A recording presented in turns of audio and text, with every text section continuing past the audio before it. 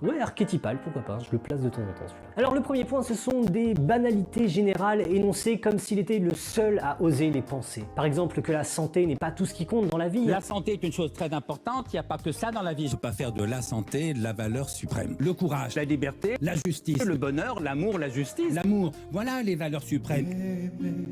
C'est ce qu'il y a de plus beau. Et surtout que la mort fait partie de la vie et qu'il faut bien mourir de quelque chose. Il faut bien mourir de quelque chose. Il faut bien mourir de quelque chose. Il faut bien accepter que nous soyons mortels. Nous sommes mortels. La mort fait partie de la vie. La mort fait partie de la vie. La mort fait partie de la vie. Ça fait partie de la vie. La mort fait partie de la vie. Évidemment, bande d'imbéciles. Mais tout ça en citant Montaigne évidemment, pour rappeler aux journalistes qu'il n'est pas en train d'interviewer le premier crétin venu. Mais ça fait partie de la vie. Vous savez ce qu'écrivait si joliment Montaigne? Tu ne meurs pas de ce que tu es malade. Tu meurs de ce que tu es vivant. En fait, je me dis qu'on dirait un peu une version IRL du docteur en philosophie. Vous savez, quelqu'un lui dit « Aidez-le, il va mourir », et il répond « Nous allons tous mourir.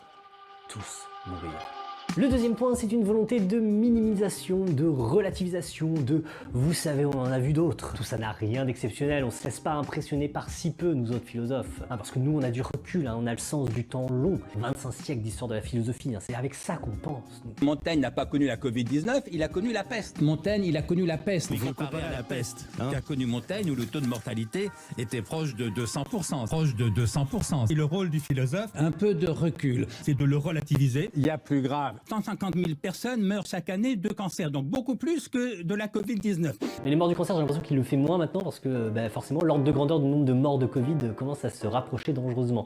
Donc forcément pour relativiser c'est moins efficace. Et quoi qu'il en soit, ça passe totalement à côté du fait que s'il y a eu jusque-là que 40 000 morts du Covid en France, et que 1,2 million de morts dans le monde, c'est justement parce qu'on a pris presque partout des mesures assez radicales pour freiner la propagation du virus. Et ça m'amène à la troisième caractéristique de son discours, l'absence de raisonnement contrefactuel. C'est-à-dire des raisonnements qui consisteraient à tâcher d'évaluer ce qu'il se serait passé si on avait fait autre chose. Et ce qui va avec ce refus du raisonnement contrefactuel, c'est la déploration du cours actuel des choses, typiquement en mode on en a trop fait, finalement c'est pas si pire, on voit pas pourquoi on restreint tant que ça nos libertés juste pour une maladie qui tue 3 petits vieux dans des EHPAD. Mais sans s'engager explicitement sur ce qu'il aurait fallu faire à la place. On voit très bien la gêne qu'il y a lorsqu'on pose des questions du type mais du coup il aurait fallu ne pas confiner. Je dis pas qu'il fallait pas le faire, d'ailleurs c'est pas ma compétence. Certainement, il fallait confiner.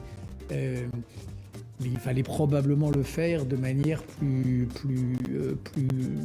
dosée, il fallait le faire de manière mieux articulée, je ne sais pas. Quand on sait pas, on ferme sa gueule. Je ne sais pas. Parce que j'ai fait un peu de philosophie. Eh bien ça me donne envie de pleurer. C'est vraiment tout un art de déplorer, de critiquer le cours des choses, pour montrer qu'on a un regard acéré sur le monde qui nous entoure, bien sûr, mais sans jamais se mouiller pour dire quel autre cours aurait été préférable. L'absurdité et la mauvaise foi de cette posture est magnifiquement résumée dans une formule de BHL lui-même, il semblait très fier de l'avoir trouvée. Le masque, fallait le porter en râlant. Je m'y suis plié, franchement, en râlant, en rouspétant. Mais si tu veux vraiment râler, explique-nous quelle décision il aurait fallu prendre à la place d'imposer le port du masque et quelles conséquences cela aurait eu sur l'évolution de l'épidémie. Sinon, c'est que t'es juste en train de râler comme un enfant qui comprend pas pourquoi on lui impose des trucs.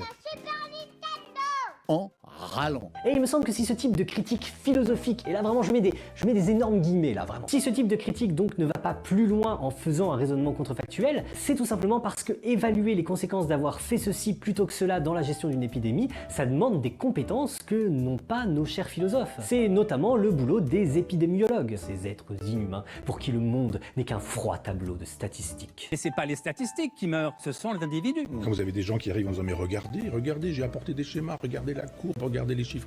Mais on fait dire ce qu'on veut. Et ça m'amène au quatrième point qui est probablement le plus caractéristique de la prise de parole des philosophes du Covid dans les médias. J'ai envie d'appeler ça l'envolée humaniste contre l'inhumanité médicale. Il faut, avec des trémolos dans la voix et de la dignité dans le sourcil, rappeler que la vie humaine ne se réduit pas à des chiffres, que le rapport à l'autre, avec un grand A, ne se réduit pas aux gestes barrières. Il faut condamner l'hygiénisme, le sanitairement correct, le pan-médicalisme, et exalter l'humain dans son mystère, dans sa richesse, dans sa spécificité, dans sa vie, avec un grand V. Cette vie que seul un scientifique nietzschéen comme Raoult pouvait comprendre, évidemment. Un être humain, c'est ce corps, ce paquet d'organes, mais c'est aussi un trait de foudre qui est venu d'ailleurs et qui a fait de lui un véritable humain.